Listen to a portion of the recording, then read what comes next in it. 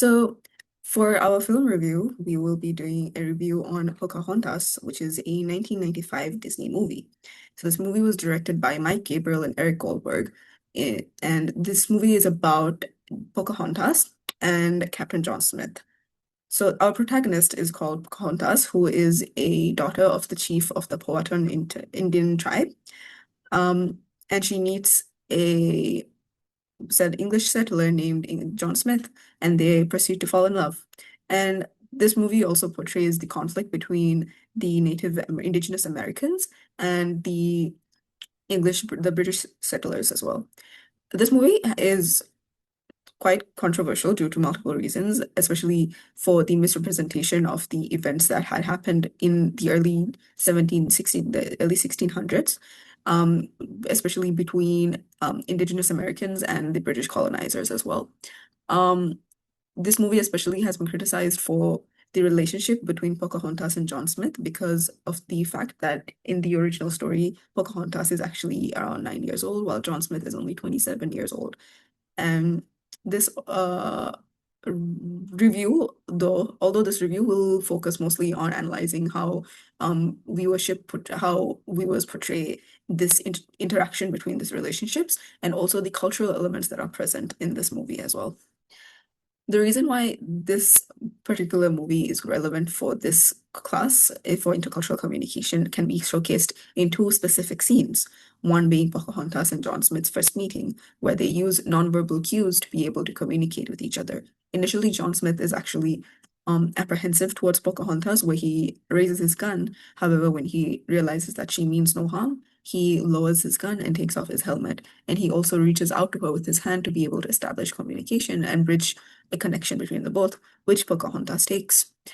This shows, and then after that, the sequence showcases that cultural exchange where they get to know each other's cultures, where they come from, and their experiences as well. This showcases the ability to be able to form intercultural communications and intercultural relationships. The other scene that showcases relevance is the perception of the British settlers on the Native Americans. Predominantly, their perception is unfavorable, with the Governor Ratcliffe actually calling the Native Americans as savages.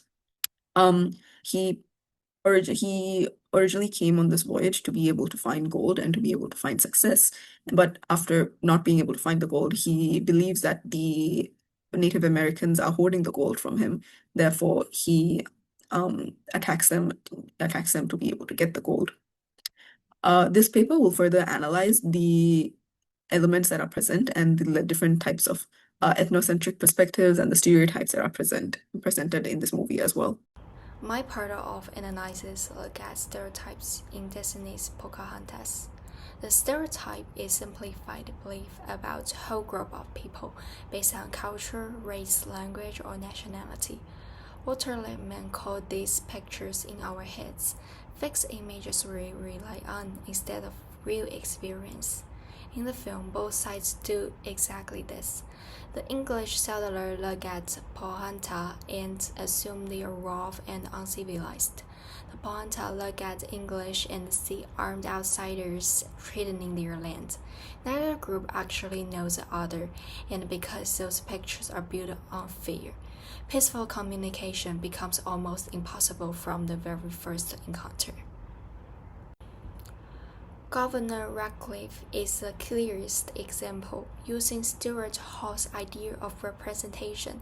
His repeated description do not reveal who the Pocahontas really are. They manufacture an inferior image, and that image conveniently justifies taking their land for gold. Opposite reminds us that once a powerful leader repeats these attitudes, they are no longer harmless opinions. They breed prejudice and discrimination.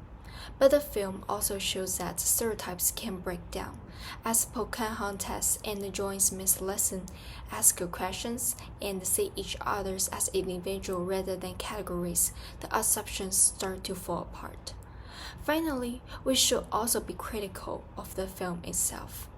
By romanticizing and simplifying indigenous culture, it risks creating one flat image of Native Americans. So it questions stereotypes in its story while quietly repeating them. That's double edged exactly that makes it such a useful case today. Thank you. Now I will discuss ethnocentrism in Pocahontas. Ethnocentrism refers to judging other cultures according to the standards of our own culture and believing that our own culture is superior. This concept was introduced by William Graham Sumner in 1906. In the film, ethnocentrism is clearly shown through Governor Ratcliffe. He believes that English civilization is more advanced because England has better technology, stronger weapons, and greater military power. As a result, he views the Powhatan people as uncivilized simply because they live differently from the English. Another example is the different views of nature. The English settlers see land mainly as a source of gold, wealth, and profit, while the Powhatan people see land as their home, history, and a spiritual part of their lives. According to Gadikans, ethnocentrism creates barriers to intercultural communication because people judge others based on their own cultural values instead of trying to understand different perspectives. This is exactly what Radcliffe does throughout the film. Unlike Radcliffe, John Smith experiences a significant change. At the beginning of the film, he also believes that English expansion represents civilization and progress. However, after spending time with the Pocahontas, he begins to understand that different cultures can have different but equally valuable ways of living. This transformation can be explained by Bennett's developmental model of intercultural sensitivity. Bennett suggests that people can move from an ethnocentric perspective, where they see their own culture as the center, to an ethno-relative perspective, where they respect and appreciate cultural differences. John Smith gradually moves towards this ethno-relative stage, while Radcliffe remains ethnocentric throughout the film. This contrast highlights how intercultural learning can challenge ethnocentric thinking and encourage greater understanding between people from different cultural backgrounds. I want to talk about culture shock with this movie Pocahontas. To put it simply, culture shock means you feel confused, scared, and unsure when you meet a totally new culture with different ideas, with daily rules. In this movie, both Joe Smith and Pocahontas have clear culture shock. When Joe first comes here, he cannot understand the local people's thoughts about nature, land, and community. He grew up thinking land is just something to take and dig up for, but the native tribals seems land as their home and heart of their spirit. At first, he feels lost and cannot get used to their way of living. Pocahontas also feel shocked by the new culture from the Englishmen. These strangers wear strange clothes, carry dangerous guns, and only care about getting more gold. She feel surprised and upset because they treat land as personal thing, not a shared home for everyone. What's more, she fears these newcomers will break her tribe's old life and bring trouble to her people. The movie tells us two different results of culture shock.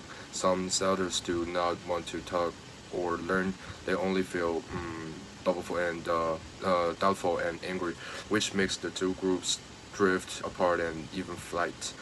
However, uh, Pocahontas and Joe Smith choose to watch, ask questions, and talk honestly. As they spend more time together, they feel less confused and slowly accept each other's different way of life. We can learn an important lesson from this story. Culture shock will not always bring fights or misunderstanding. It only stops people from getting along if they refuse to open their minds and hold on for your opinions.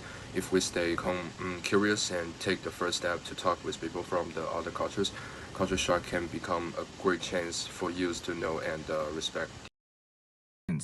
Cultural identity is our sense of self. It is formed by our culture, history, and values, and it can change our life.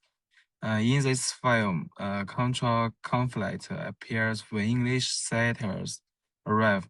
The Powhatan tribal and the English have very different views on land.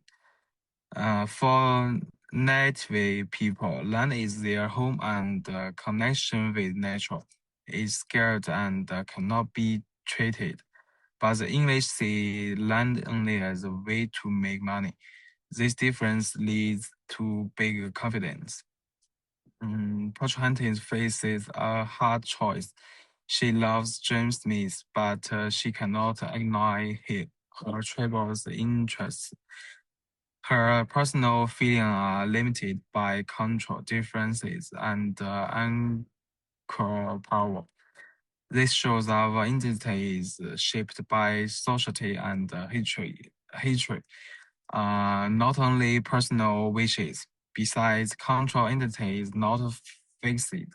John Smith believes in communal expansion at first. However, after communication with Pocahontas, he changed his mind and began to respect local culture. Uh, in conclusion, this move tells us culture is changeable. In cross-cultural communication, we should respect different cultures uh, and stay open and treat other culture. I'd like to talk about discrimination and prejudice in Pocahontas. Prejudice means judging people before we truly know them. Discrimination happens when these negative ideas learn to unfair actions. In the film, Radcliffe described to Powhatan people as dangerous and uncivilized. He does this to make the English settlers fear them. More importantly, this fear helps him justify taking their land and resources. Because the settlers has guns and political power, personal prejudice then become discrimination against a whole group. This also creates a cycle of conflict. Prejudice causes fear leads to violence, and violence seems to confirm the old uh, the old stereotypes. As a result, the prejudice grows even stronger. The film shows that communication can reduce misunderstanding. Still, facts alone cannot solve every problem, especially when one side has much more power. It also reminds us to think critically about how colonial history is shown. In general, Disney's Pocahontas film is an effective but still imperfect portrayal of intercultural conflicts. While the film does discuss intercultural conflicts like stereotypes, prejudice, and ethnocentrism, it is mostly embedded in the songs and music and theatrics. The film shows the segregation cleverly by using contrasting colors that can have their own interpretation, such as in the song "Savages", proof of the indigenous people can be symbolized that they are distant and unwelcoming to the English, whereas the settlers are red, showing that they are hostile and ready for war. The movie does a good job with symbolism and messages. However, it is not historically accurate, and there has been backlash over the years due to the movie twisting problematic relationships of real-life figures and the simplification and romanticism versions of colonialism and indigenous peoples' history. In conclusion, the film Pocahontas does a good job at addressing intercultural conflicts that is easy and visually appealing to audiences, especially children, to understand the message the movie is trying to convey. However, the story is heavily watered down and ironically stereotyped by itself with its Western lenses of interpretation of the indigenous people and the romanticized versions of colonialism. Overall, it is a good movie for educational purposes and to understand the lessons they are trying to convey.